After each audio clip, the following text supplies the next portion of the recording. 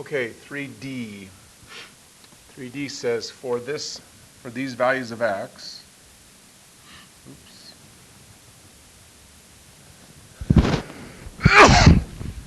for these values of x, find all intervals where g is less than or equal to 0. So I first thought of Danica's chart, which we had here.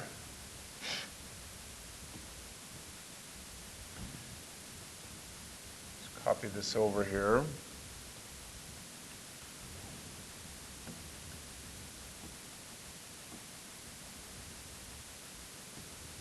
So I thought of that, but that's the wrong direction. I'm looking for where, not where g prime is negative, I'm looking for where g is negative. So since I'm looking for where g is negative, I don't think Danica's chart helps very much. So I'm going to have to go back to just using this integral.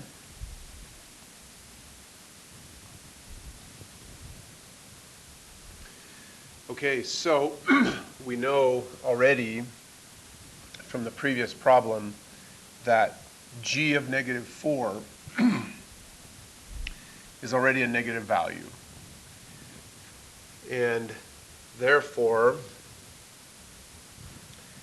if I were to find something like, we've already done g of negative 2 as well. So we know that g of, g of negative 2 is also negative. This problem is feeling very unfamiliar to me, so I would definitely skip this and come back. It's not going to be worth the 2 points that you earn if you spend a lot of time on it. But anyway, so I know that g of negative 4, that's negative, sorry, having trouble with my voice all of a sudden. G of negative 4 is negative 4. G of negative 2 is negative 8.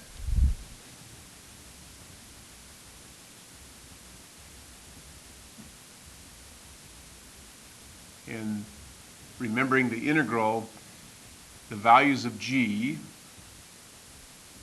are equal to the integral from, if we switch this integral around a little bit, it would be from x to 2 with a negative 1 right here multiplied by the integral of f of t. I did the switching just to make the thinking a bit easier. So I start out, if I start here at x equal negative 4, this integral is going to count this space as a negative number.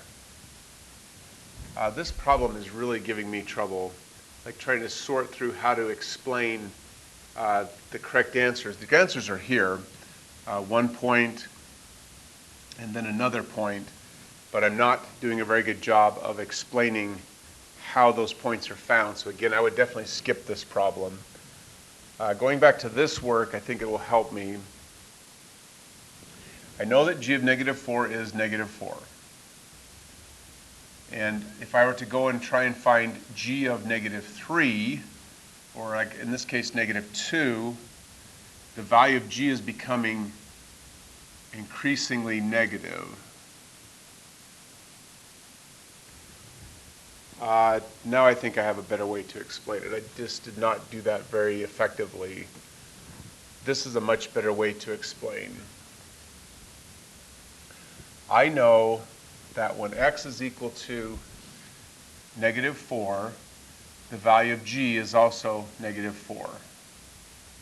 I then know from Danica's chart that whenever g prime has a negative value, that means g is decreasing. So for all of this time, g will be going down. So the graph of g goes down. In fact, I don't know the shape of g, but I know it goes down. Went down to negative 8. Now g is going to start increasing because g prime is positive. The good news for this problem is they don't say anything about justifying your answer. So I know that g now has to increase all the way until we get to x equals 6. So looking back here again, I notice that g of 2 is 0.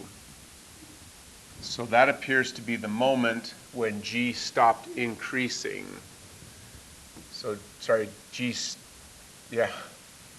was decreasing until I got to x equal -2. Then g goes up somehow until we get to x equal 2, at which point g has a value of 0. That's why this was the correct answer for the first interval when g itself was negative. Then from x equal 2 until x equals 6, g is going back up. So now g is positive on that interval. Somehow, we get to g of 6. G of 6 has a value of 8.